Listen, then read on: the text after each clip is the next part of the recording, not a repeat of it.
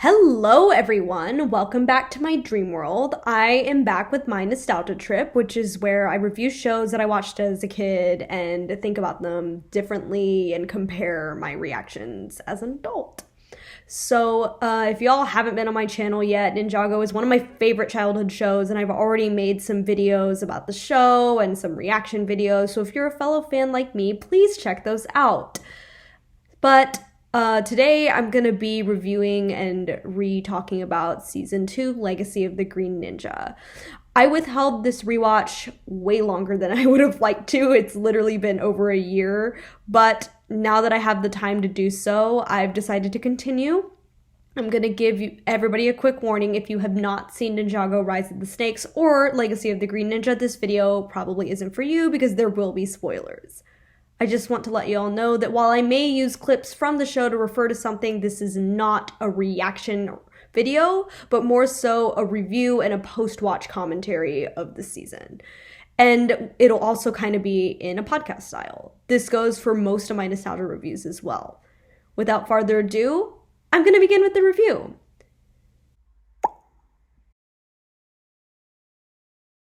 At the beginning of the first episode of the season, we get the first instance, I believe, in the show of the ninja losing their powers in the series. This is going to become a trend, but it makes sense in this scenario because as of now, their powers are attached to the golden weapons, which they have lost, thanks to Lord Garmadon, who destroyed the Devourer, etc., etc.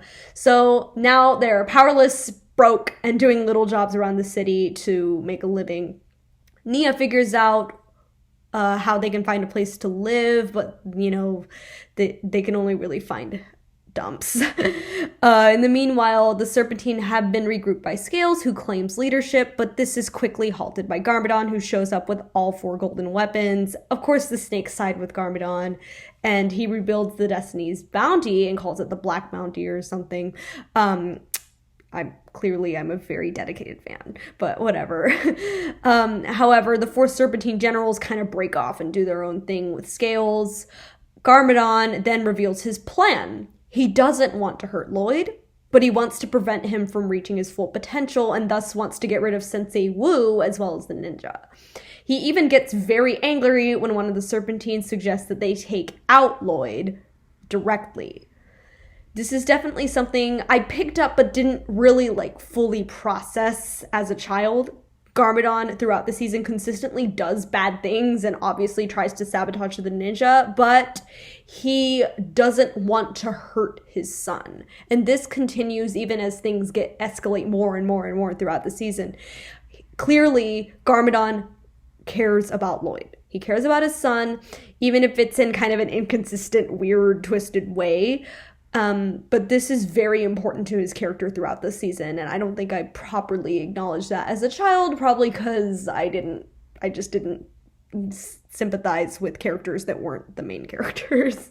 But back with the ninja, like I said, they can only afford a crummy, tiny apartment, and obviously they get an argument about whether they should try to find a better place.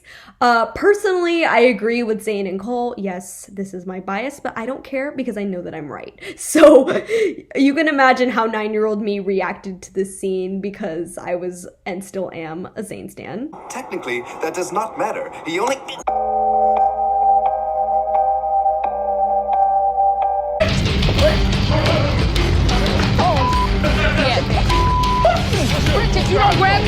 However, of course, the ninja want this beautiful suite that's kind of available to them, but what really ticks me off is that this Patty Keys lady is all like, oh, you guys definitely deserve this suite, and then immediately being all like, isn't Lord Garmadon the one who saved the city? I was like, yeah, you're not wrong, but sweetie, it's not like the ninja were just standing by doing nothing. People in Ninjago are basically, throughout the season, proving to be big dumb when it comes to everything. And this becomes a trend in multiple seasons as well.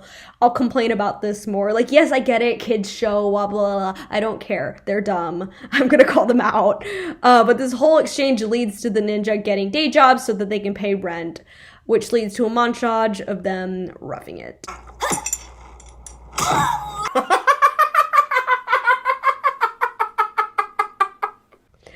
With them not making rent fast enough, Lloyd, unfortunately, doesn't get to train properly, and this is kind of like what happens throughout this episode. They forget what's actually important and what their real mission is.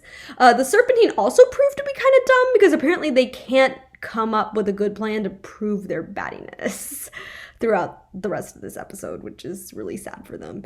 But then we get this random scene of Jay, who is delivering a pizza on a time crunch, and he saves a lady that gets mugged.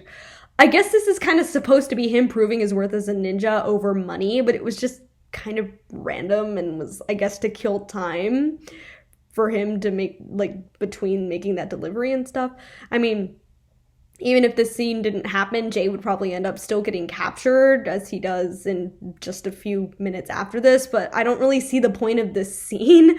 Like, he just randomly, like, chases off a bunch of thugs, and I was just like, okay, I guess that's supposed to mean something, but again, it's just filler. But it turns out that the Serpentine are planning a bank robbery, and I guess lure Jay there to capture him? This is a little unclear, though. Like, it kind of seems like at least one of them was expecting him, but it's a little, like, unclear to me. However, I'm just going to go ahead and assume that it was staged for them to capture him.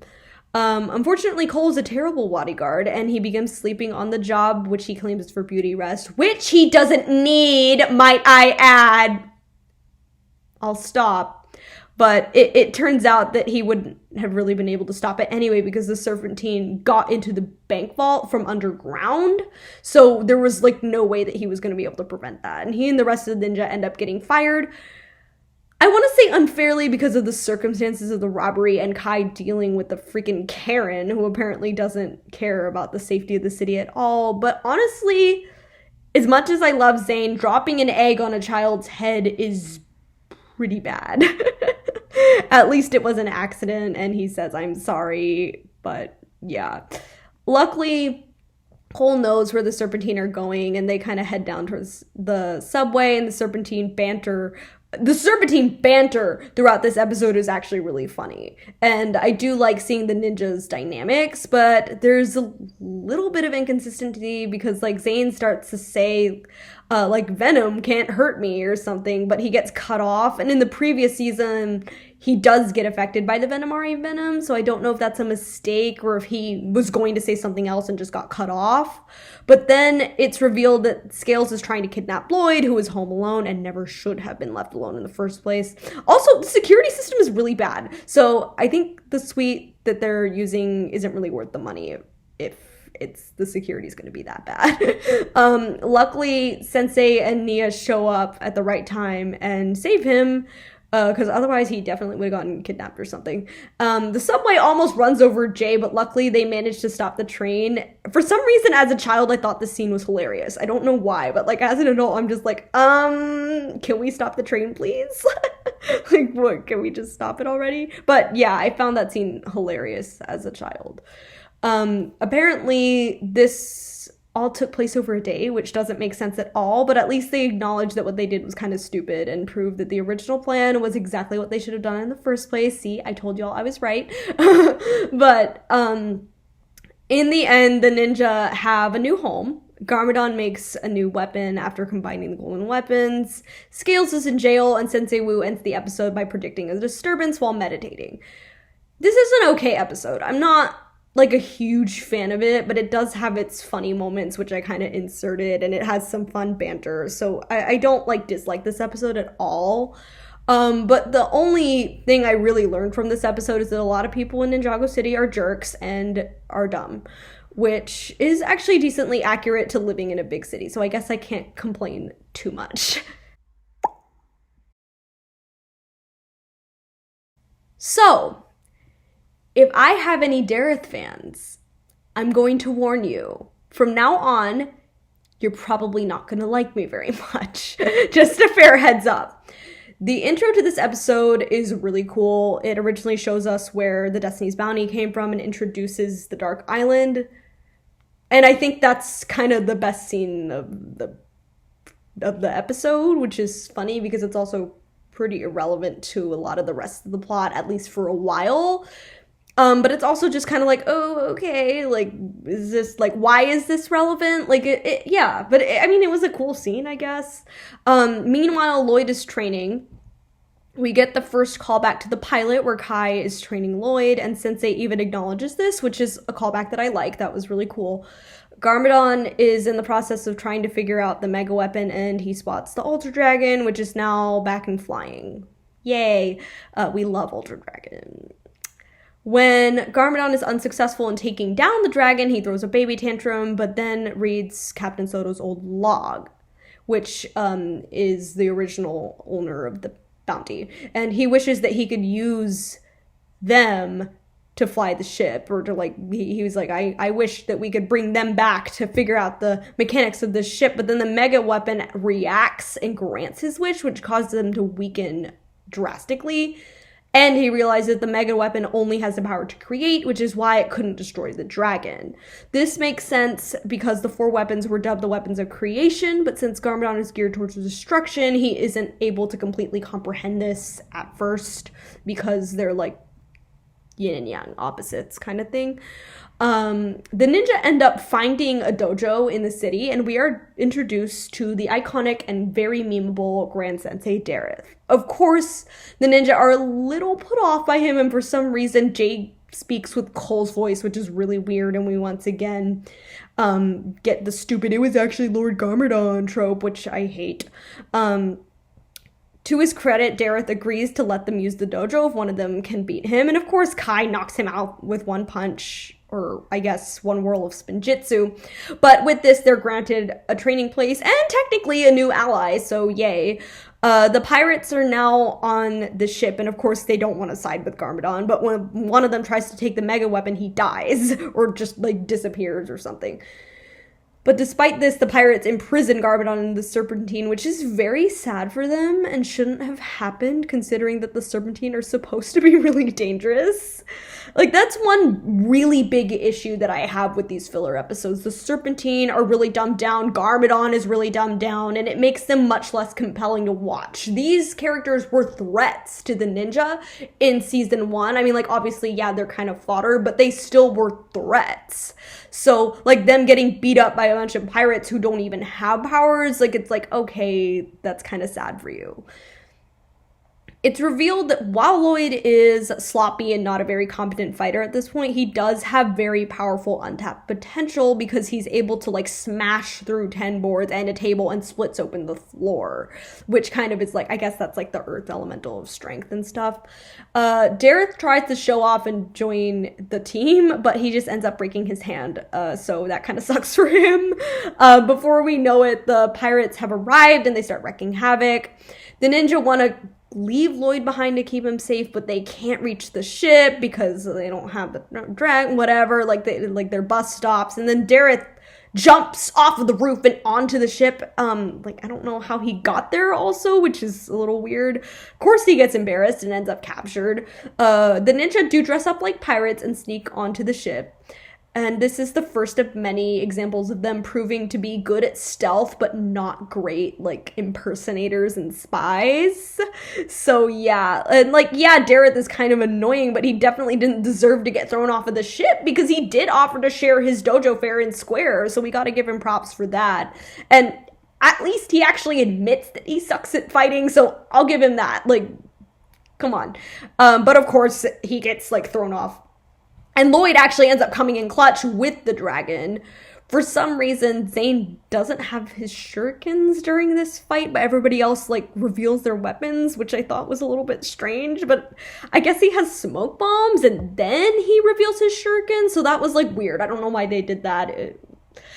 I do have to say, though, he has a lot of random weapons throughout this fight sequence, so I guess it just shows his, like, stealth and skill. But that was weird to me. I don't know why I wrote that as a note, but it was weird.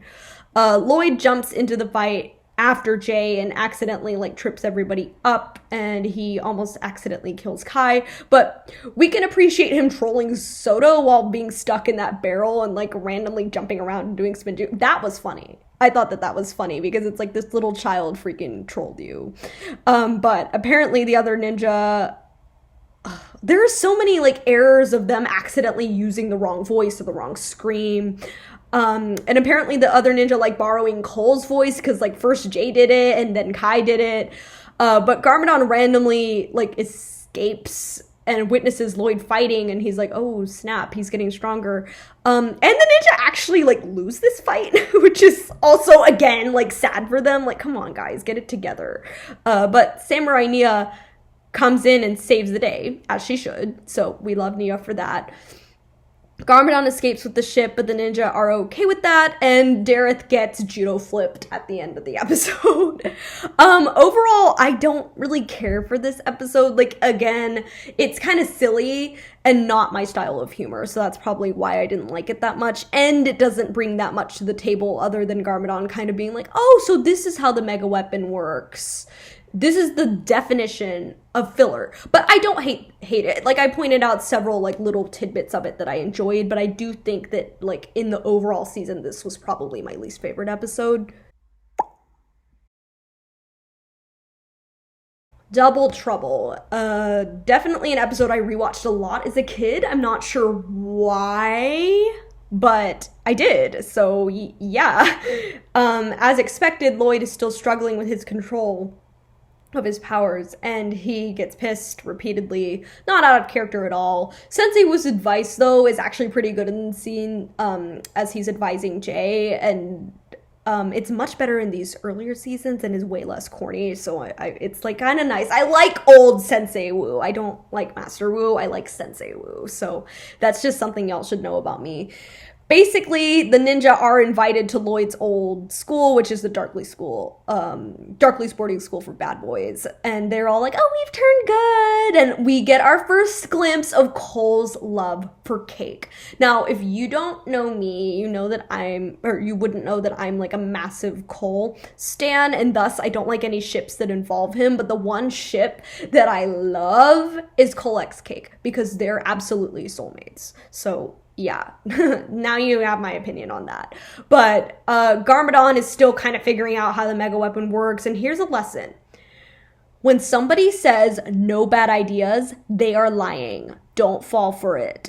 This time, Garmadon makes evil versions of the ninja, essentially evil clones, and sends them to go attack them. And apparently, like, in the sets, they're called, like, the Bizarro Ninja or something like that. I don't know. Like, it was weird. That confused me as a kid. But, yeah, evil clones, go. Meanwhile, Lloyd almost accidentally kills everybody when the dragon goes into a falcon dive. But, yeah, they get to Darkly's. Of course, it's a huge trap. The kids have overtaken the schools. The teachers have been locked up, which is very sad for them. Like, I get that they're the good teachers and probably shouldn't drop kick a child. But, like, if a bunch of crazy children came at me, I would not hesitate. The kids gave mob energy in this episode, and this little brat, I almost said a bad word, Brad, he's such a fake little thing. Like, I don't care. If he's better at the end of this episode, he becomes a little jerk in later seasons as well. If you're wondering why I'm using PG language, it's because this show is PG. So I don't want to say bad words, but if you're older, you know what I was going to say. But anyway, all trap, no cake, a very sad day, especially for Cole. Meanwhile, one of the teachers somehow teleports to Ninjago City and is the first victim of the clone ninja who are wreaking havoc. Evil Cole, you're weak. If you have to use Spinjitzu to steal cotton candy, that's kind of sad for you. Like, you actually had to do that. Apparently, Sensei Wu is the only smart one here because these losers obviously aren't actually the ninja, and he was the only one who saw through them. Like, yeah, he's the wise old man, but come on, guys. Come on, you gotta do better. Including Nia, who, you know, by the way, should have noticed right away that something was very off with Jay. I hope she was very disgusted after realizing that that wasn't actually Jay, because otherwise that's awkward for her. I'm just gonna assume that she apologized off screen, because otherwise, ew. Battery RAM activated.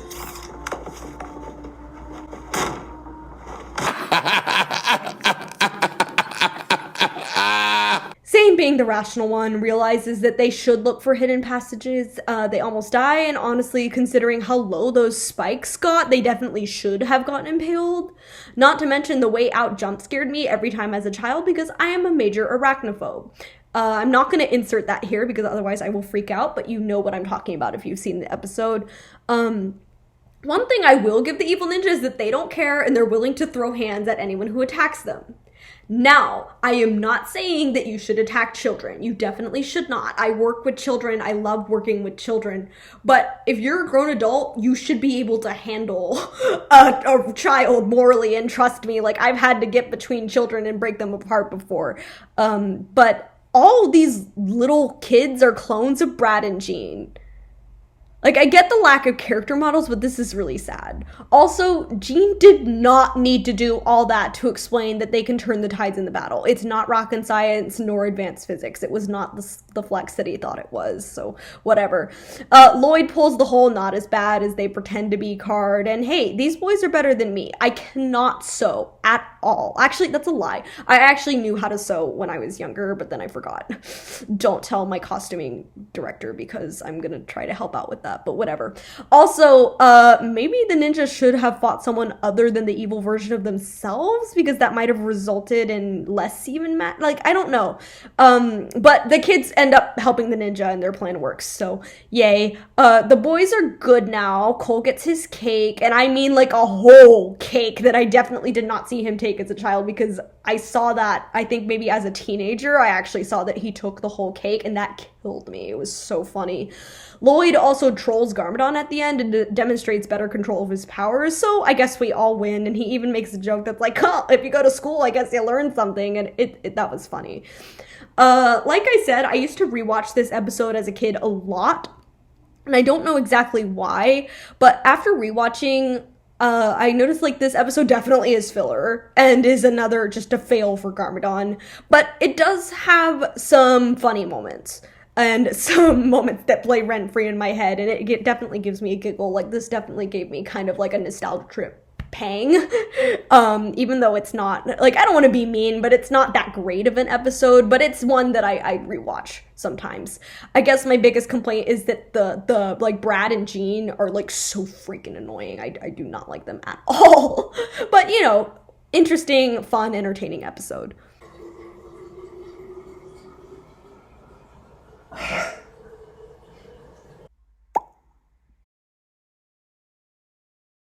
Ninja Ball Run used to be my least favorite episode of the season because it adds, I think, the least to the plot other than getting the bounty back. But looking back on it, it has some really funny moments and is actually low-key one of my favorites when it comes to the filler episodes. Basically, Dareth is broke and the dojo is going to get torn down thanks to Garmadon, so the ninja enter this crazy race to try to win the money to save the dojo. And remember what I said about Brad and Jean being fake? Well, I was right because they're just really rude and annoying throughout this episode. So Mia tries to tell the ninja something important right before the race starts and they can't even hear her. And then Brad and Jean sabotage the ninja's vehicle. So yeah, I'm 100% justified in what I said last episode, and I don't feel bad for them at all when they get knocked out of the race. Spoiler alert.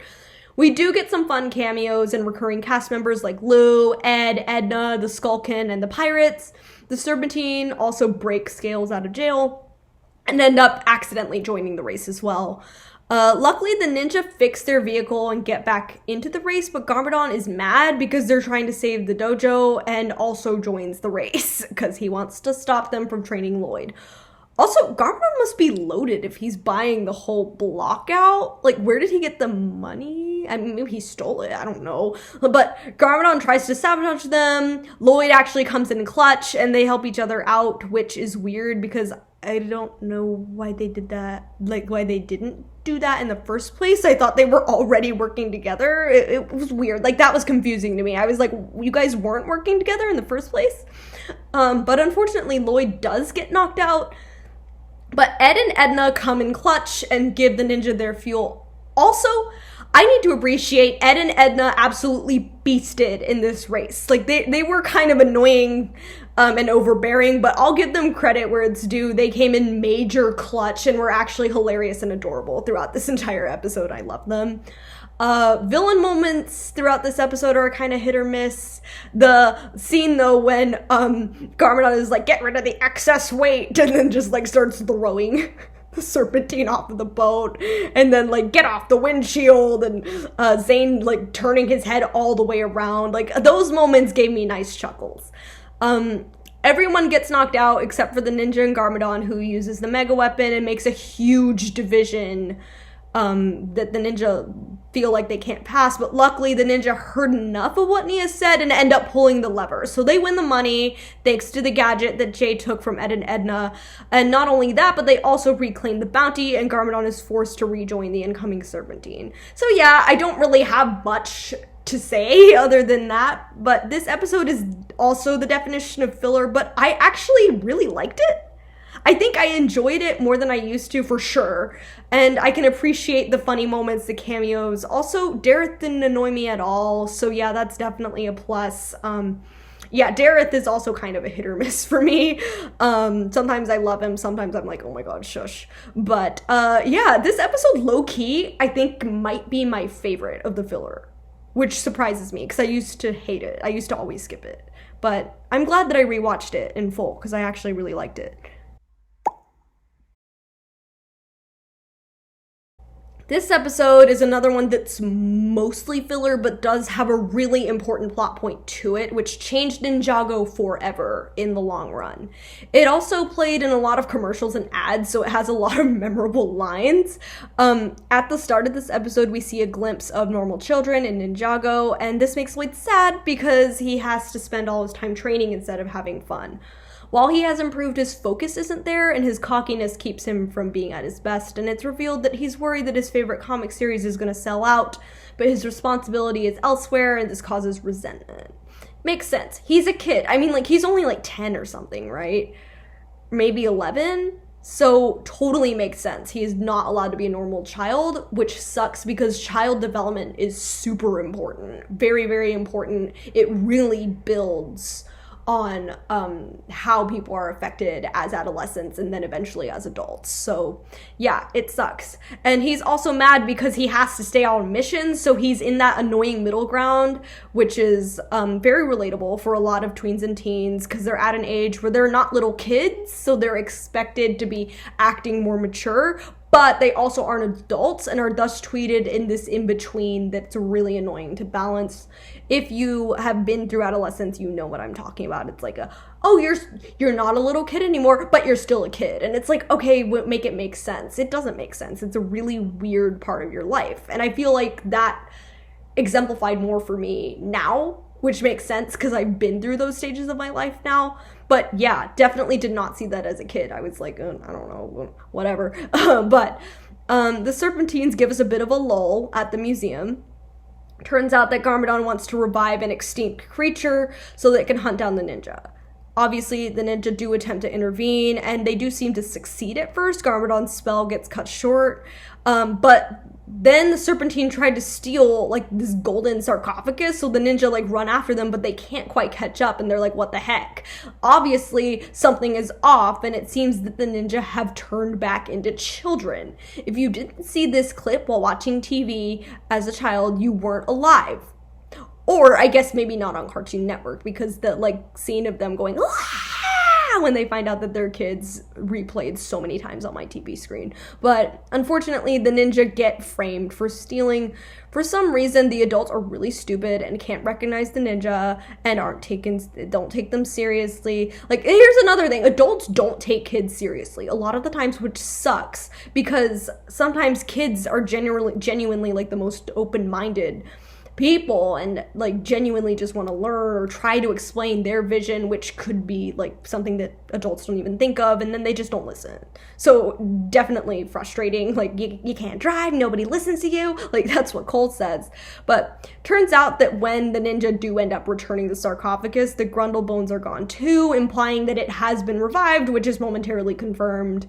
Luckily, they like blend in with a group of kids, and their ninja skills do come in handy because they manage to run away and then call the bounty and get Lloyd to meet them.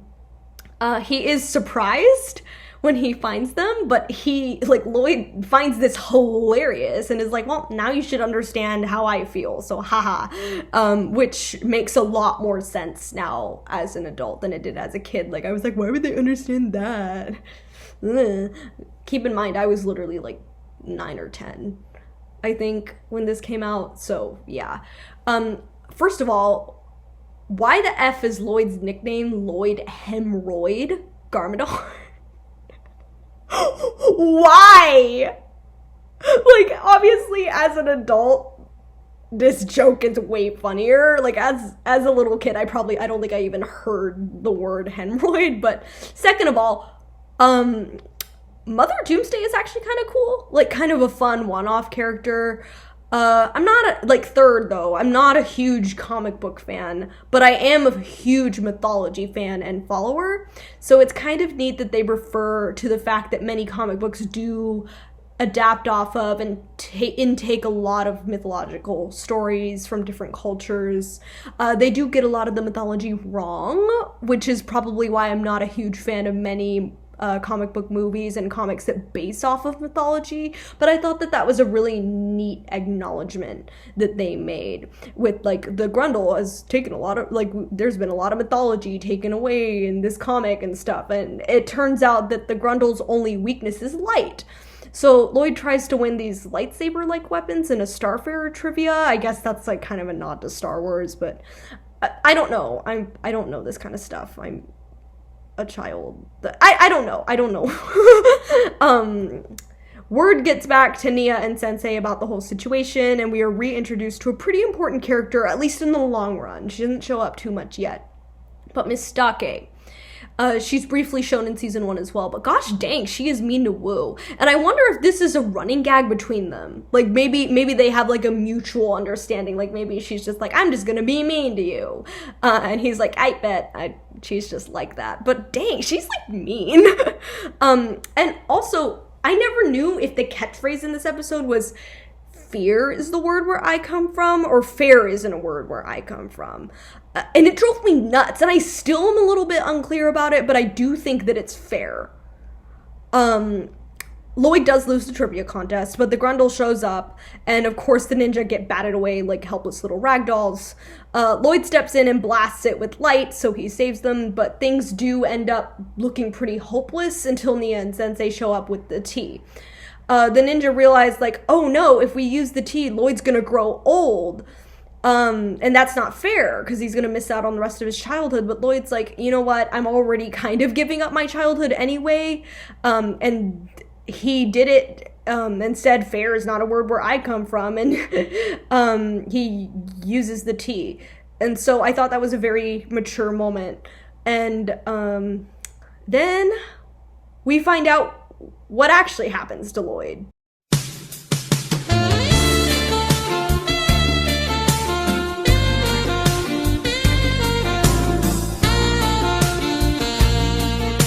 In all seriousness, no, this haircut is much better, so I'm not complaining. The ending of this episode was always a little weird to me, like I'd always just skip over it, but it actually makes sense to me now. Like, I do think it was a little corny with, like, the comic and stuff, but it makes a lot more sense. Childhood development, like I said, is incredibly important and shaping. And I think that was kind of the message of this episode.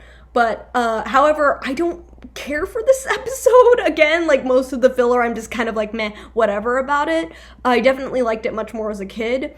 The last 3 minutes are excellent. And I definitely did not see that twist coming as a child. Definitely not at all. And I do like the overall message about the importance of childhood development. I just think it was a little bit too subtle, and it's kind of tedious to get to the better part of the episode. So not my favorite, but it was nice to rewatch it because I feel like I didn't absorb that childhood development talk as a child.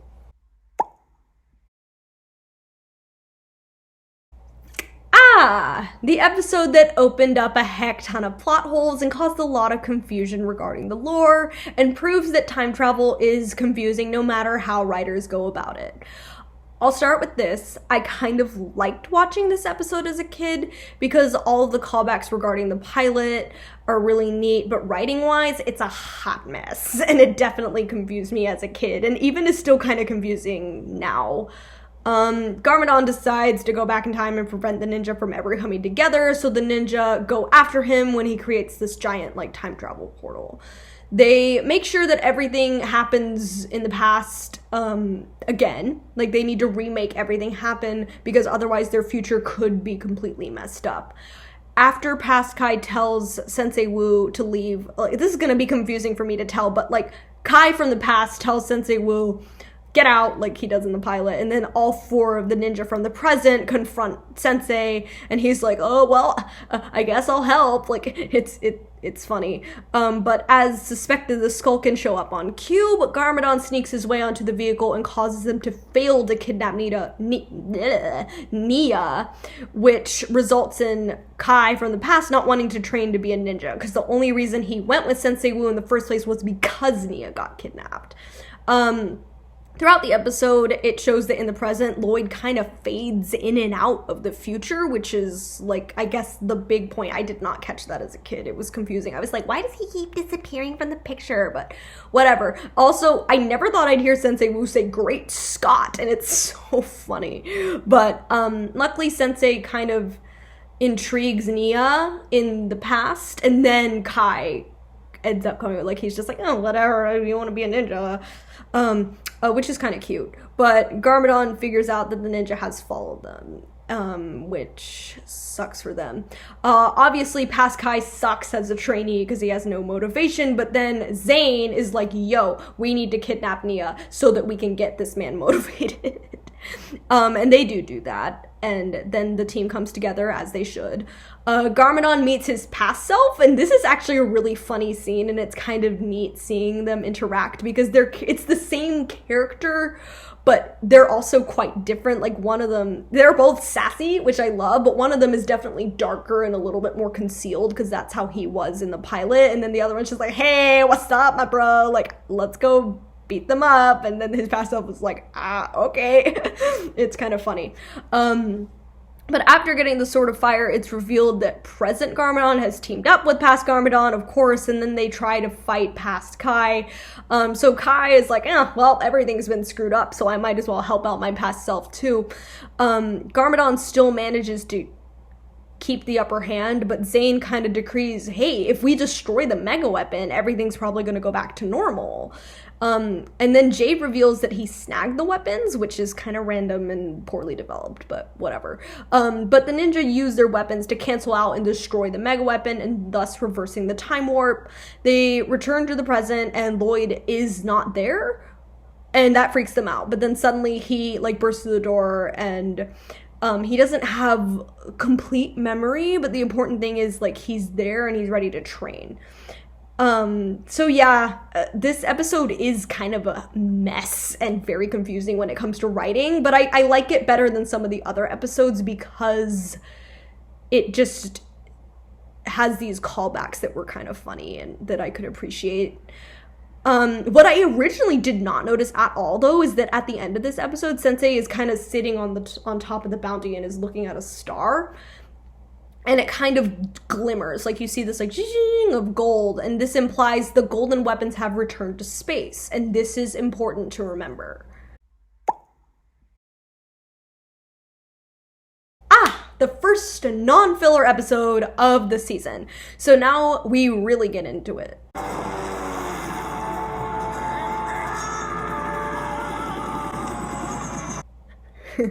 It's little details like that become the reason why I love rewatching shows. You just catch things that you didn't see the first time you watched it. But honestly, though, Scales is the only reasonable one here. Garmadon obviously doesn't give an F about the Serpentine. He's just using them, and Scales knows it. But he could do better at hiding this feeling. Like, I feel like a complete tyrant would definitely execute him for being all like, oh god, like this guy again. But again, Garmadon is seriously dumbed down this season, which kind of sucks. But as for the ninja, they are called to a local museum after forcing Lloyd to clean up dragon doo-doo, and the Great Devourer's venom has infected some of the statues and causes them to come to life. Wu chases after the last one, and he runs into a woman named Misako, and he clearly knows her. Turns out she's Lloyd's mom. Awfully convenient considering they just had a conversation regarding her earlier. So I'll address this now. About Misako, I have seriously mixed feelings about her. as of now, the only like cool female character in this show is Nia. So as a child, I was like, oh, yay, another girl. But like as an adult, I feel differently. And I'm just gonna say, Misako kind of sucks. Like, she left Lloyd at an evil bad boy boarding school because she needed to do research about the prophecy. Like, I understand, like, maybe she was like, oh, I can't dedicate my time to my child directly.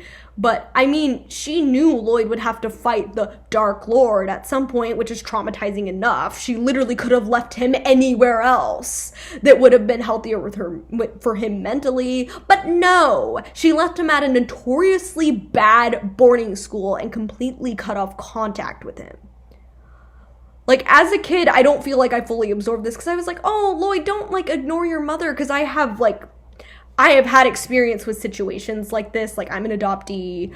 I've dealt with, like, having a mom, having my first mother and having a foster mother and having my adoptive mother. So I was very sympathetic towards Misako, but now, like, as an adult, I'm like, Lloyd has every ounce of right to be pissed. Yeah, it's a kid's show, so obviously he makes up with her by the end of the episode, but ugh. I really don't like her, and she's really only relevant this season because she's learned so much about the prophecy. It turns out that, like, there's an evil, like, an epically evil being called the Overlord that's created an indescribable? That is not... See, this is why I can't, like, write notes while I watch things. It's not good. Indestructible army, which forced the first Spinjitzu master to split Ninjago into two. This created the Dark Island, which is very important. Apparently, Sensei knows about this, which makes me side-eye him a bit and starts the trend of Wu knows about countless threats. But he keeps it from his students until said threats become a problem, and by then, chaos has already erupted. So now I understand why there's a subreddit called We Hate Sensei Wu.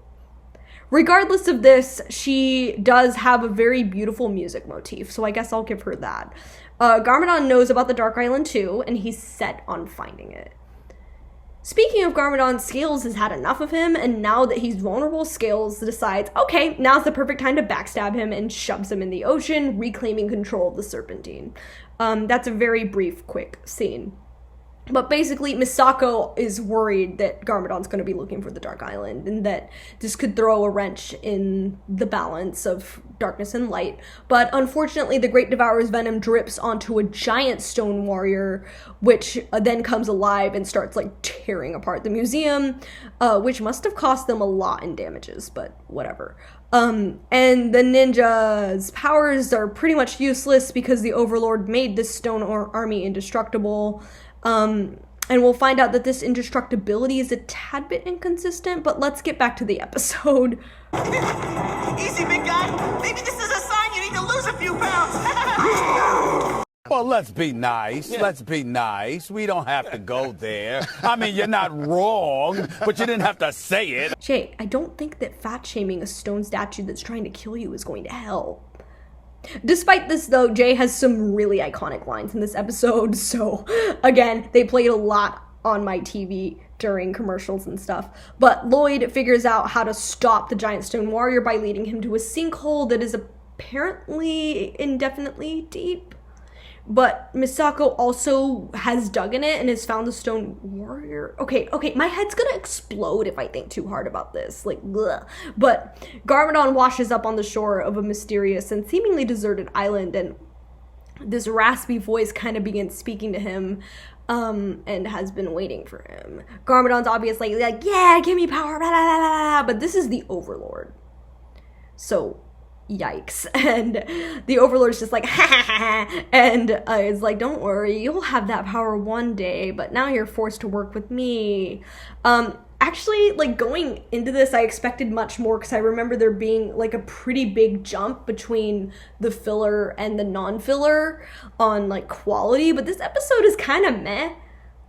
Like, it's not the most watchable, and it doesn't have too much going for it other than setup, and I have some issues with it. But it is pretty important setup, so, yeah, not a bad episode, but not as engaging as I thought it used to be. It's still, honestly, I don't want to say filler, but it's very, like, setup-y. But this next episode is when things really start kicking off and getting better. Like I said, title on fleek. Title is amazing. Second of all, I feel like this is where season 2, this is season 2. Like, when I think of season 2, I think of the day Ninjago stood still and beyond. I don't really think about the filler, whatever. But, Scales is crowned leader of the Serpentine, and he's vowing revenge on the surface dwellers, blah, blah, blah, blah, blah. Lloyd continues training, and I actually feel kind of bad for Dareth, because I'd be ticked if somebody trashed my dojo right before I taught a class. Like, low-key inconsiderate. Misako starts flirting with Wu and admits that she should have chosen him over Garmadon. And this, like, while understandable, gives me the icks. Lloyd has enough family drama already. He doesn't need any more. Also, this low-key foreshadows something that is revealed in a future season. So yeah, things are about to get super messy. Like, Misako is messy, y'all. She is messy. I don't like her. Okay, whatever. Everything else, yeah, whatever. But everything is interrupted when these earthquakes that are seemingly random kind of begin. Again, Misako plays two sides and is defending Garmadon too. Like, she's like, oh, he would never do this. And I'm like, oh, okay, I'll stop. I need to stop hating. But obviously it's the Serpentine who are stumbling across a very ancient tomb at this point. Like, they reach and they're like, we can't dig through this. What's going on? In the meanwhile, Garmadon is pissed because the Overlord is making him do all this crazy stuff, like climbing a giant mountain, but he's being led to something that is supposed to be supporting him in the long run. Of course, spoiler alert, by the way, the Overlord is just using Garmadon for its own means, but it's actually quite clever because he's setting Garmadon up to feel powerful. Like, he's setting him up to feel like he's in charge, that he's in control. And when the time is right, he's gonna nab that control. I thought that was really well done. I'll get into that later. But back in the city, first of all, who the heck would leave their dog, of all things, during a crisis? I mean, I'm allergic to dogs, but some people would really make sure that their dog was the first thing they grabbed while escaping. And if that man was the dog's owner, he left both his wife and his dog, so he just really sucks, if that's what's going on here. Cole proves to be the muscle of the team, as he should, and Jay makes the worst exclamation ever. Like, never say that things can't possibly get worse, because they most certainly can, and when you say that, they probably will. But Misako and Cole kind of deduce that, hey, this could be the stone warriors underneath the city, and that's what's causing the earthquakes. Of course, this is what the Serpentine have stumbled upon, and just like the other statues, the Great Devourer's venom conveniently falls on it now. Like, I don't know why it did before, but the venom falls on the huge stone army and awakens them. The Serpentine do attempt to fight, but they're not really a match for the indestructible army, which kind of, like, ups the threat level, which I think was very well done. And they end up locked away beneath the surface again. As a child, this scene kind of disturbed me.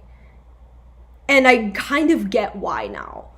The Serpentine are painted out to be the bad guys, obviously, but they have a pretty brutal past, which we're going to build on in future seasons. They were locked away, and now they're locked away again. But before there was a season 3 and beyond, Child Me was a little sad, because this was kind of like the last of the Serpentine for now. And I was just kind of like, oh no, like, whoa, are they just gone? Like, are they just gonna die down there? And Scales is very distraught. So that actually was kind of disturbing. But I'll continue. The Stone Army begins wreaking havoc on Ninjago City, obviously, and I honestly have to give Dareth props. Even though he clearly was no match for General Kozu, he didn't hesitate to protect his students. Like, obviously, he got beat up, but at least he's a G. You seem in need of assistance.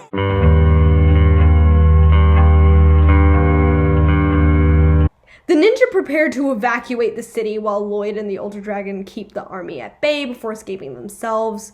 Garmadon finally reaches the top of the cliff that he's climbing and stumbles upon a huge clock. This is the celestial clock. And there's like this big helmet. And once it's removed, the final battle kind of starts like coming nearer and nearer. and Garmadon gains control of the Stone Army with this helmet. So whoever wears the helmet controls the army. This is important.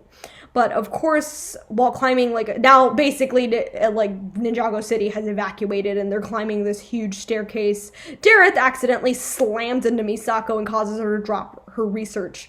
Like, I know I've been hating on her and I don't like her, but at least her research is very useful, so I was like, oh, snap. But while the Stone Army can be stalled, they pretty much tank everything that the ninja do to them, which sucks. And Misako's like, oh snap, my research is missing, and like runs back into the fray. But the bounty has to take off without her, so Sensei is just like Sensei jumps up and goes back to get her. And as a child, I was like, yeah, Sensei, like, go save your woman. But now I'm just kind of like, Sensei, hurry your ass up, because all that trauma that Lloyd went through is gonna be for nothing if you don't save her. I'm just kidding. I'm glad that he saved her, but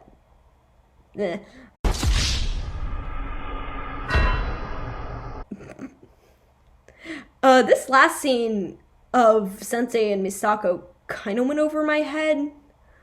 Like, these definitely went over my head as a kid. Like, these two were really ready to die together at the moment, which is actually kind of sad and dark when you think about it. But luckily, the bounty swoops in and catches them, apparently thanks to Zane, which is another reason to stan him. I did not catch that either as a child. And I do have to say, at least Misako can hold her own while fighting with Spinjitzu, so I guess she's not useless. But the ending also hits kind of hard. Like, things are only going to get harder from now. And this was definitely the best episode so far. Like, by far. But I feel like now we're just building up. So, yay.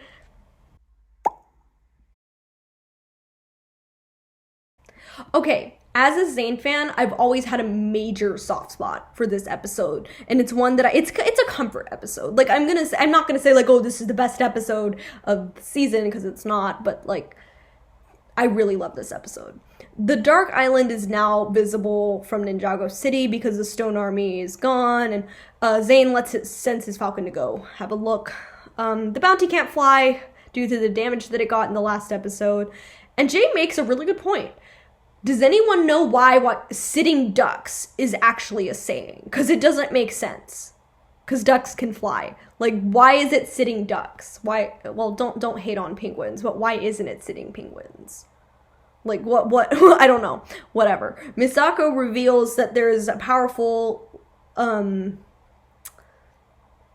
thing that they need to unlock. I don't know why I spaced out there. Misako is like, yo, there's like a very big power that y'all can unlock at the Temple of Light, which is probably on the Dark Island, and that'll give the ninja their powers back. The ninja decide to actually use the bounty as a ship, interestingly enough. So they say their goodbyes, and Lloyd has a really corny and yet adorable moment with Lou.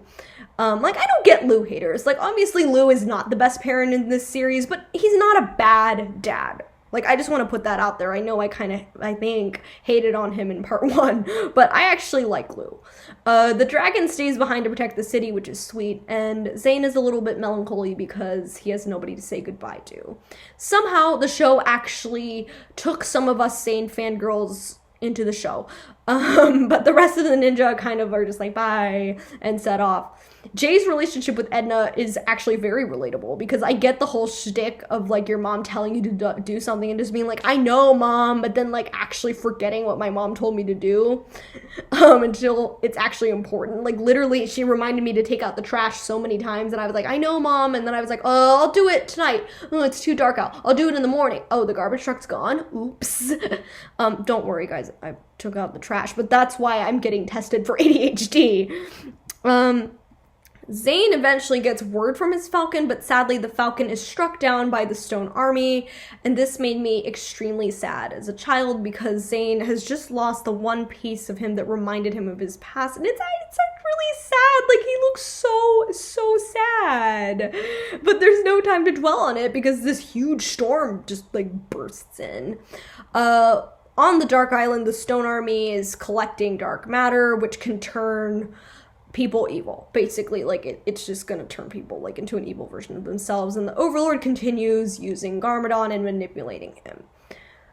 The storm that the ninja gets stuck in is so crazy. I'm actually shocked that Cole didn't get seasick. Like, I definitely would have been just like, like the whole time. And Jay proves that he definitely doesn't listen to his mom, and I didn't get the commando joke as a kid either. But the ship is beginning to get torn apart by star teeth, which will sink the ship if they don't get rid of them. Somehow the bounty is still floating after this scene, which is crazy. And eventually Zane is like, oh no, something's happening. And then they crash near this lighthouse thing that is not a lighthouse, but it's a prison. And nobody could have been prepared for the person that opens the door, because it's none other than Zane's father. What? I know! Like, we thought he died a long time ago. Dr. Julian, as we know him, rushes the ninja inside, almost immediately showing off the fact that he's a master, genius inventor. And that's a good thing too, because there's something lurking outside, and it definitely isn't a good thing. So the ninja need all the help they can get to get off of this island. Turns out, after Dr. Julian died, he was revived by Samukai and was forced to create the Skulkin's weapons. This kind of reminds me of the old inventor guy from Avatar. You know, like the guy who was building stuff for the Fire Nation, and stuff, and even though he didn't want to, but like he had to keep his son safe and everything. Like, yeah, basically the same thing. And as this like Leviathan is captured and is imprisoned along with him to make sure he stays in there. Luckily he makes up for what he did by agreeing to help the ninja rebuild the bounty. But as this is settled, the Leviathan shows up and everyone is forced to hide. One little continuity error bugs me. Dr. Julian cooked with Zane a long time ago. Like, you can see it in the flashbacks, but presumably he knows that he can cook already, which is kind of annoying because he's like, where did you learn to cook? And it's like, bruh, you taught him. Maybe he's just old. I don't know. Maybe I'm ageist. I have no idea. But other than that, the conversation between Zane and Dr. Julian is very, very sweet, and Zane's musical theme and motif is very gorgeous. Like, I love his, like, little like, it's really sad and gorgeous. I love it. I'm an obsessive over it. But this is cut short because the Leviathan arrives and the ninja are like, oh no, we gotta go. So they get on the bounty. The Leviathan obviously like just nabs them, but Zane's like, hey, maybe if I free the Leviathan, he'll let us go. And he's right, because that's exactly what happens. Also, like, as a kid, I definitely didn't realize how close they were to drowning in that moment. Like, they were about to get dragged under. That is, this episode does kind of pale in comparison to the rest of the season because it's not quite as plot oriented, and it does take a while to get to the point, but it's just a comfort episode for me, especially the second half. I think the overall message and Zane's moment, yes, I'm a Zane stan, duh, they're really beautiful to watch. So this is a really enjoyable episode for me.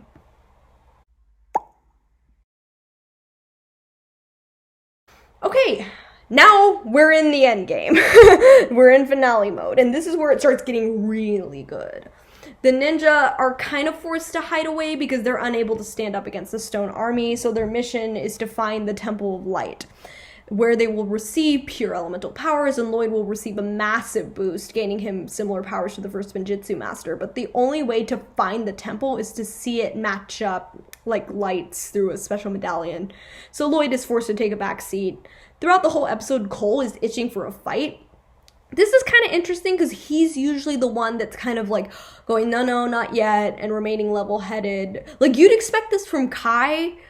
I guess character development from season 1, but you would expect it from Kai. Like, this is his personality. So I was a little, like, weirded out by this choice.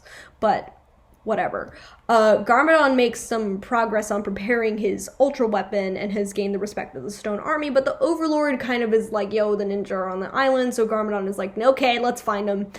Turns out the ninja have already found his camp, and they're kind of scoping out, and they're looking for the Temple of Light as well. But Zane spots the Falcon and goes to get it, which is very, very risky, but, you know, like, you gotta do what you gotta do. Dr. Julian has Lloyd help out with building new weapons and more vehicles, mostly, for the ninja. And we get more Wusako.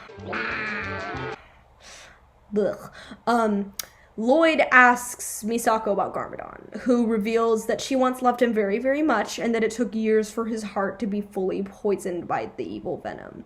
This makes everything, to me, even more confusing, because I'm like, if you really were that deeply in love with him, wouldn't you not be flirting with his brother and maybe try to figure out a way to save him? Okay, I need to stop, but it's clear that she definitely had feelings for him, and it's kind of sweet to hear that Garmadon was super, like, proud and happy when Lloyd was born, and it makes sense, like, he clearly still cares about Lloyd, even when he's consumed by evil, at least in this season. But, you know, Sensei Wu kind of forks up and accidentally alerts some of the Stone Army. Luckily, Lloyd saves him, but now, like, they have to make, like, a mad rush to the temple. Jay ends up spawning the Temple of Light, but Zane is caught trying to save the Falcon, so the ninjas save him, and Zane kind of returns the favor by using his wits and saves the rest of them in a really creative action sequence, so that was kind of cool. But it now becomes a mad chase trying to get to the Temple of Light, which makes for, again, like I said, a really cool action scene, especially because they get new mechs and a new vehicle and stuff. That was really cool. The ninja do manage to get there first, but they don't have much time, because the Stone Army is hot on their heels. Once they get there, we get one of the most stunning scenes in the show. The score, the cinematography, the coloring, the new suits and weapons. It's just, the scene in the Temple of Light is so beautiful to watch. I think this is my favorite, other than maybe, like, the final battle is, like, my favorite scene in the season. Actually, no, I'm gonna go ahead and say it. It is my favorite scene in the series. Not the series, the season. Because I can hear the scene play out bit by bit, even if I just listen to the soundtrack. And when the Stone Army arrives, they get creamed. Lloyd releases his powers, which is now the golden power, and Cole gets a little MJ moment, which is kind of cute. But the celestial clock is still ticking, and Garmadon's weapon is only getting stronger. So it's kind of like, yes, we have hope. Yes, we just got this new power. This is awesome, but we still have a fight ahead of us. So yeah, things are kept suspenseful, and I love it. Whew! Okay, this episode was a doozy for me as a child. The next two episodes are some of the most tension-filled episodes yet, especially in the season. Let's see how I feel as an adult. At the beginning of the episode, it's kind of hinted that Garmadon is a little bit sad and isn't super excited about the idea of fighting Lloyd. Despite this, the ninja are chilling and practicing with their new powers. Miss Rabbit has fainted. Miss Rabbit has fainted again. I hate myself for everything. But, whatever. Lloyd is kind of pondering whether he can actually win the battle against his father, and he's anxious about it. But Misako kind of brings up, like, hey, maybe it's possible to stop the final battle by returning the helmet to the celestial clock. Also, I didn't understand the whole bequeath joke as a kid, but now I do, which is funny. Also, Lloyd makes this little, like, moan sound whenever he's upset. Like, it's an, oh. Yeah, it's adorable. He does that every time he's, like, sad. The Overlord is starting to see that Garmadon is hesitating a tad bit when it comes to the final battle, but he keeps subtly manipulating him. Seconds after this, the ninjas show up in... Ooh, I just burped. In disguises with the seemingly trapped Misako, and they have to make their way past General Kozu. Like I said earlier, they might be good at stealth, but they're not great, like, spies, if that makes sense. Misako does make it through and is immediately taken to Garmadon, who becomes quite flustered. Like, to her credit, Misako actually does try to talk to him before manipulating him. But while Garmadon goes on a rant, Misako just, like, grabs the helmet and runs off. But this sets off a huge alarm. The ninja get pretty close and personal with the weapon, but then they blow their cover when Cole gets a little bit too antsy and punches one of the Stone Army warriors out. But, like, if somebody screamed in my face like that, I'd punch them too. I feel like that shouldn't have given them away. Like, I would punch somebody too if they yelled at me like that. Would I? Yeah, I probably would. Garmadon almost takes them out with this giant mech, which I have no idea came from. Like, where did that come from? But Nia steps in and kind of helps out the ninja, which once again starts this huge chase scene, which isn't quite as enjoyable as the one last episode, but whatever. She really forked up, though, when she told Jay to take off the helmet, because if he put it all the way on, everything could have been avoided. Nia, gosh dang it. But to be fair, I can't be super mad at her because she didn't know, but I was just kind of like, dang it, Nia. Dang it. It could have been interesting if they centered the part of this fight, like, around who wears the helmet. Like, if somebody put it on and they were like, oh my gosh, helmet controls the army, and then, like, switch it around. And then that could have led into whatever happens in the final episode a little bit better. But whatever. I'll stop complaining. But the action scene isn't as good as it was the last episode. The ninja do lose the army, but Garmadon is hot on their tails and he nabs them. And Cole almost has a motion sickness accident, but Lloyd swoops in and lands a powerful hit on Garmadon, which almost starts the final battle. However, Lloyd can't bring himself to take the shot, which ruins the chances of winning. And this calls for a huge rush to the celestial clock. Things become like this chase off was a little better. Like, Kozu accidentally causes the helmet to go flying off of one of the highest points in the clock, which was really dumb, by the way. He should have just yeeted it off the cliff or something, which would have guaranteed the ninja no time. But of course there needs to be some kind of power struggle.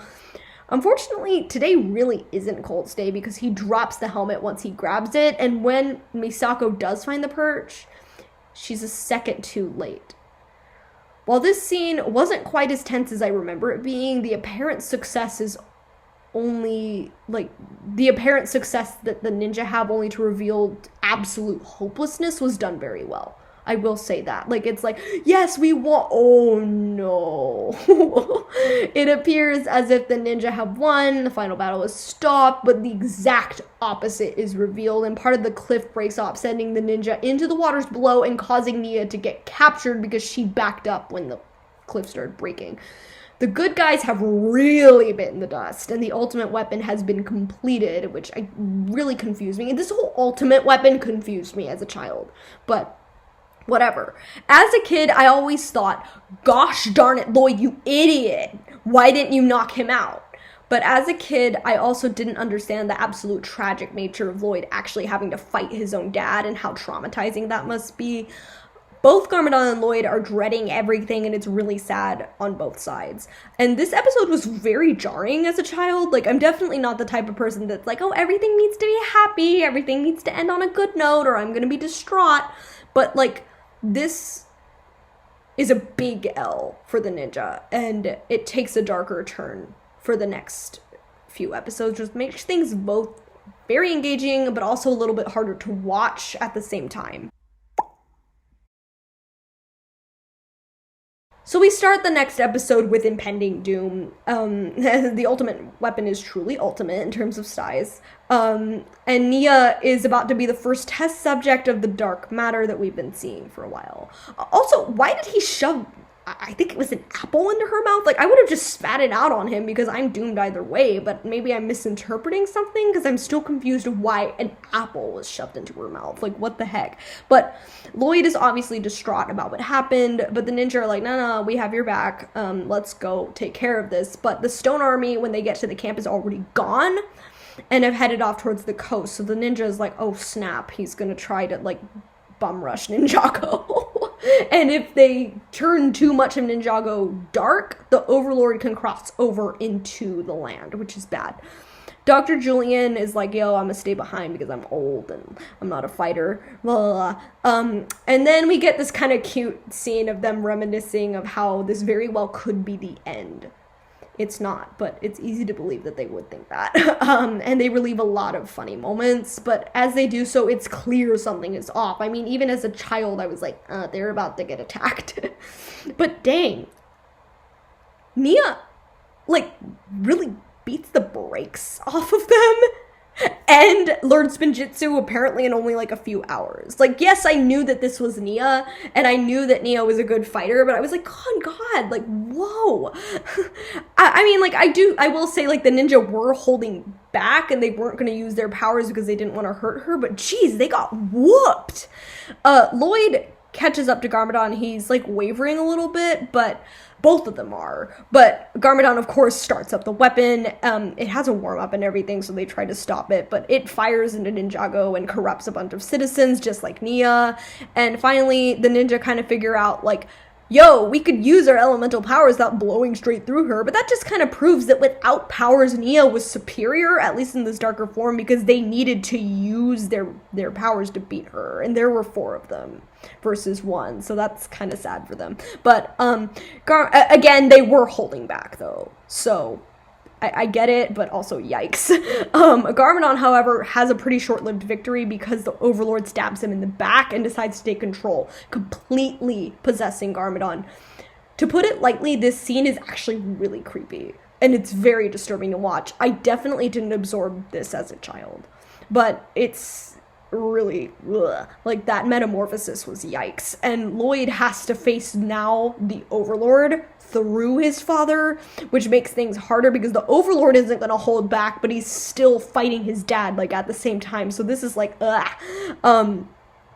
the ninja do arrive at the battle, but the Overlord attacks Ninjago City, and Kozu gets stuck in the thing and is used as a missile, and he gets beat up by Dara's students, which is kind of funny. But unfortunately, Lloyd isn't completely prepared for this fight. There's a gorgeous moment where Garmadon supports Lloyd from inside the Overlord. I thought that was really gorgeous and showed their connection. I loved that.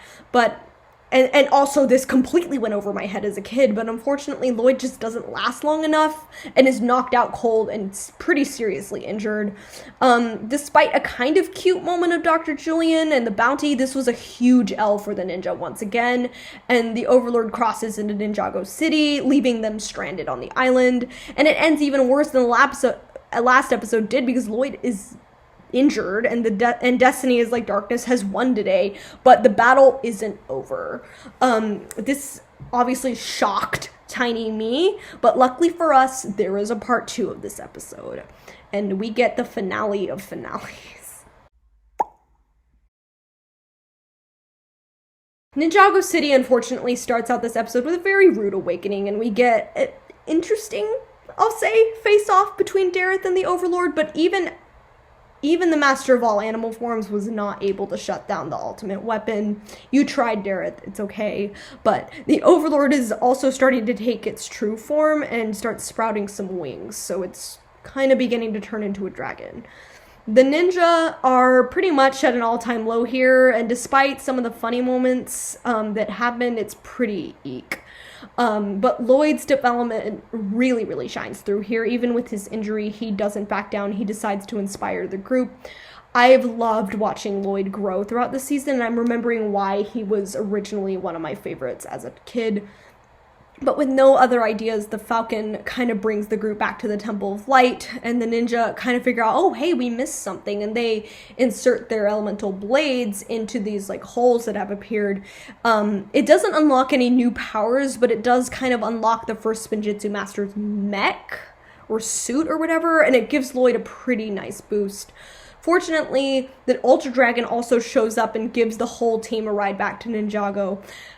I actually love the cinematography here because it's dark, obviously, but it's not so dark that the ninja are, like, near impossible to see, and Lloyd has, like, this golden aura, which is, like, a notable motif of light amongst the darkness.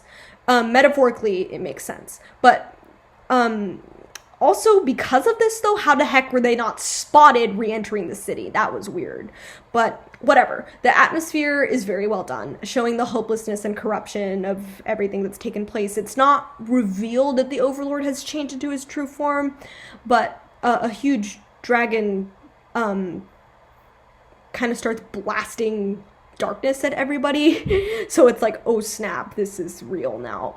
But Lloyd tries to team bust the Stone Army in his new mech, but unfortunately evil Nia shoots down the mech and forces the ninja to jump into the fray, and things look pretty bleak. Like, they're losing this fight. But the Overlord within his metamorphosis has dropped the helmet. So this kind of causes Misako to be like, oh snap, we have to find it. But Dareth finds it and is like, oh, I'll just put this on. And he puts it on. And he saves the ninja and takes control of the army as a result. They are thwarted by Nia pretty quickly, but at least it's like this huge blockade is now out of the way, which is nice. So they don't have to like bust through the whole army anymore. The ninjas slowly make their way up the fortress, and they're taken out one by one because they need to help Lloyd make it to the top due to his injury. And Zane is an absolute real one for trying to take on Jay and Cole at the same time, because yikes. And Kai distracts Nia, who's like shooting little blasts at people. So she's taken care of now. And then we get one of the most iconic battles in all of Ninjago. This is one that I always love to revisit. The score is brilliant. You're kept on edge the entire time. And there are times where it looks hopeless for Lloyd and times where you see him truly step up to the plate. This was a wonderful battle. The part where he turns into the Golden Ninja, or Ultimate Spinjitzu Master, brilliant, quite literally, because he's literally this gold shining light. Where there is light, there will always be shadow. It's a really interesting motif that stays in the show and is pretty relevant in general in most shows and in real life, actually, like now that I think about it. But this time, Lloyd's light really does prove to be light enough, or bright enough, I think that's what he says, unless my light is bright enough, because even in complete darkness, which is a really creepy moment, by the way, like the part where the Overlord is like, ha ha ha ha, and then like chomps down on the Lloyd, he manages to break through that darkness and defeats him. For now, the world returns to what it was, including all the people within it. The ending is very sweet. The team is back together. But not only that, the energy in Garmadon has been purified as well. And I think I actually teared up a little bit. When I saw him. Misako, like, runs up to him and I realized I'm a little justified into thinking she's a bit of a... Okay, I'm not gonna say it, but you know what I was about to say. And is like, oh, Garmadon, is it really you? And Woo's just like, but the ending does leave a little bit to be desired, in my opinion. Like, considering there wasn't a for sure plan for a season 3, I think it could have wrapped up just a tad bit smoother, because it's just like, we'll be ready if the Overlord shows his face again, blah, blah, blah, blah, blah, and then it just ends. But there's only so much time that they had, and I think it was a very satisfying ending overall.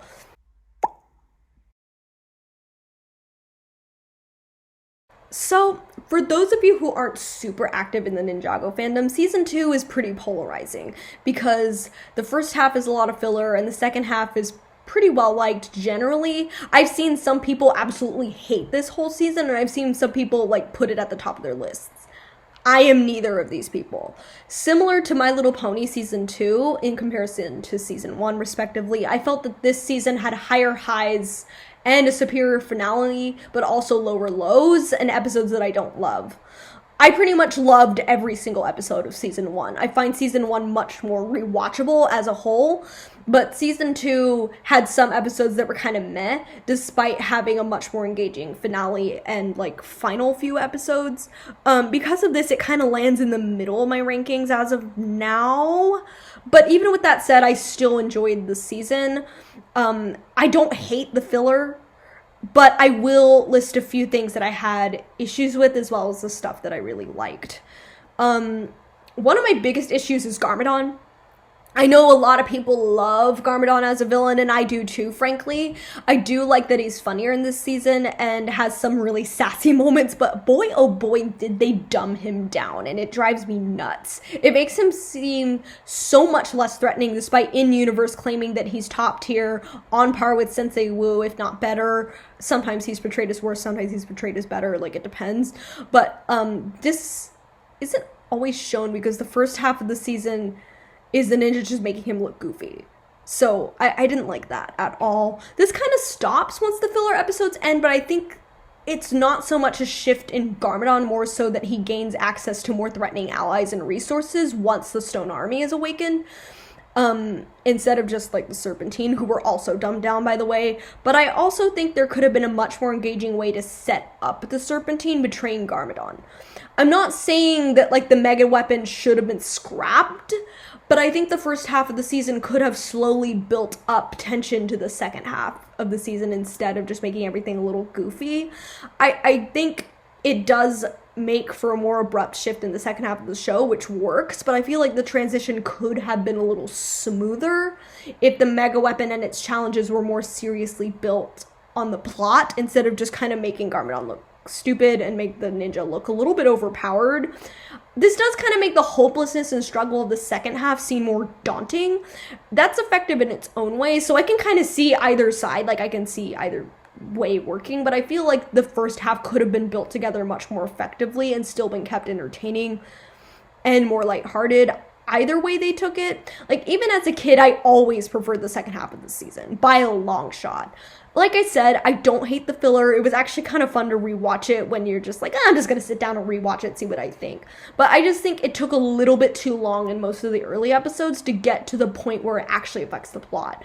For example, Child's Play. The ending was very well executed and left us with a shock factor and a way more attractive character. But it took a while to get there, and it was a little more tedious to watch. And the development of Lloyd in that episode specifically is just a tiny bit too subtle.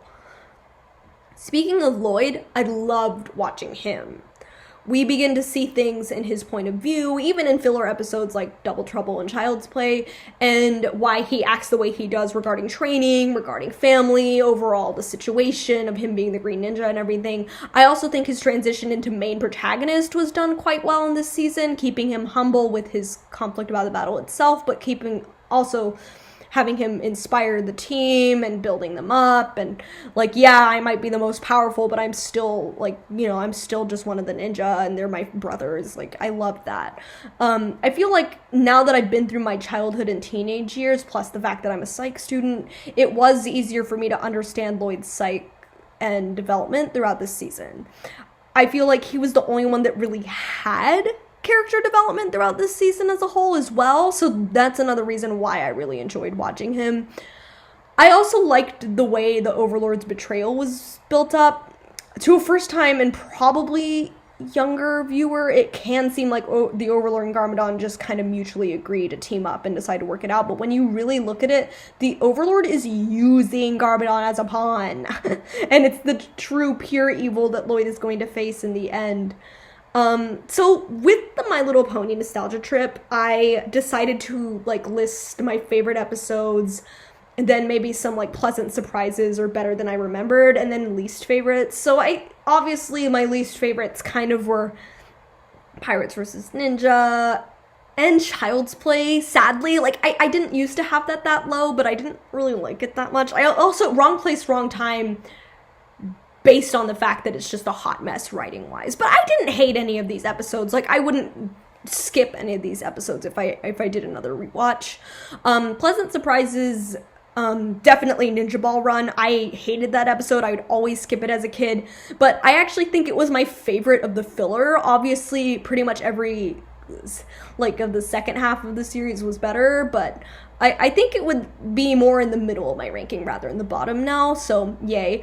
And my favorite episodes were definitely the last four. The last four episodes are definitely the best part of this season. But I also have to shout out Day Ninjago Stood Still and The Last Voyage. I love basically Day Ninjago Stood Still and beyond, and The Last Voyage, even though it's a little bit less intense and plot related, it's still very it's like I said, it was a comfort episode for me, so I really love basically the final 6 episodes. I didn't care for the Stone Army, but whatever.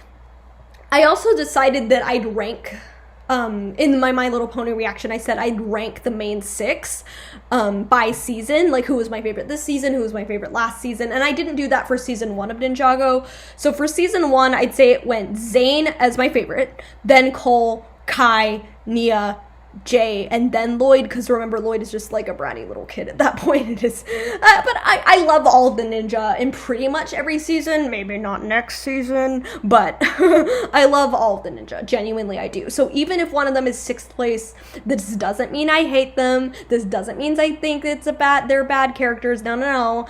I love all of them. It's just that season, maybe they just didn't stand out to me as much.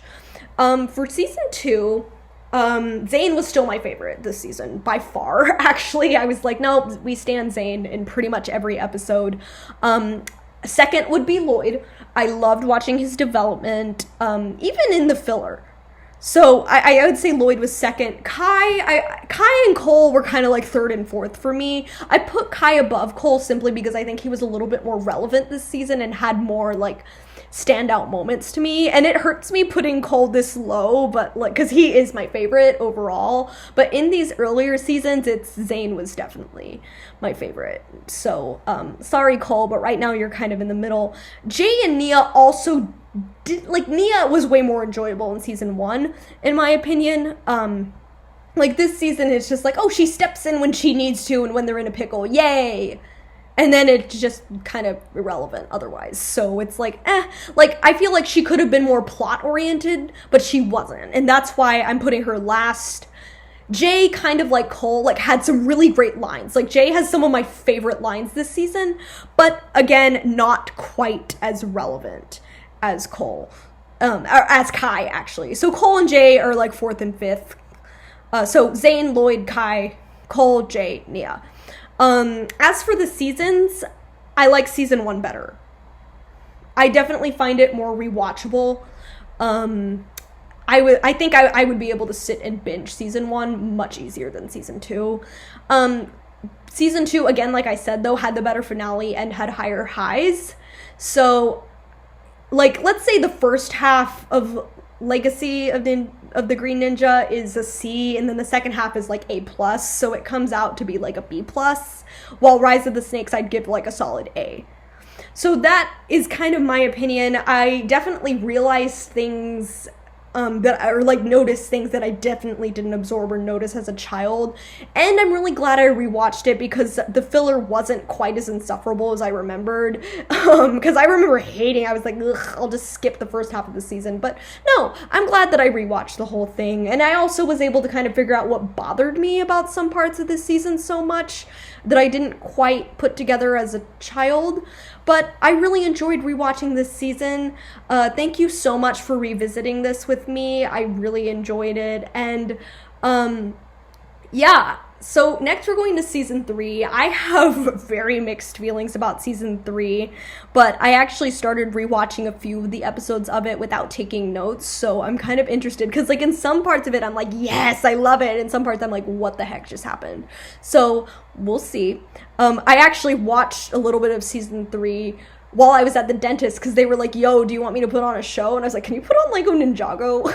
Because it was like a kid's dentist place, and I'm moving dentists, but yeah. And they were like, yeah, sure. So they put on Lego Ninjago, and I'm just sitting there like, while getting my teeth done, which was really funny. So yeah, let's see what I think of season 3. I'm probably going to do My Little Pony season 3 first, just because I'm kind of alternating between them. But yeah, thank you so much for revisiting Ninjago Season 2 with me. Please share your thoughts if you want to. I love hearing other people's opinions, and I love discussing things about Ninjago. Just please be respectful. I know I'm not going to agree with everybody on everything, and that's fine with me, just as long as people don't crap on my opinions. So, yay! I hope to see y'all next time. Keep watch for my Miitopia videos, which are coming out steadily, and My Little Pony and Ninjago Season 2 and 3, or Season 3 for both review.